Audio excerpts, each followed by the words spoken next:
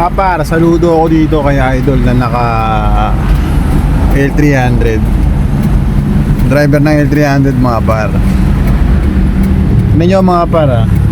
May sitwasyon dito mga par. Itong magkaangkas mga par, pumasok na dito sa may sa mahabang truck mga par. Trailer na walang karga sa likod. Kaya mga par, kung titignan nyo, pasok na siya dyan mga par. And pag umabante yung truck mga par, pwedeng sumabit yung manobela niya. Ang tendency ng mga par is matumba siya. Kaya mga par, tignan nyo yung gagawin ng driver ng L300 mga par.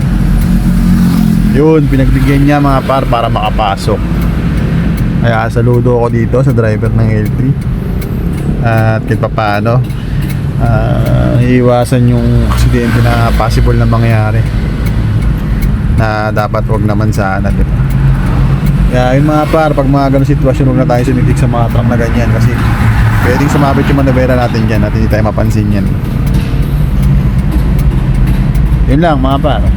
Siyempre, simpleng paalala pero malaki yung pwedeng maging dulot, o pwede tayong may save yung mga ganung paalala. Kaya ride safe lang palagi mga par sa ating mga nakamotor. Let's go.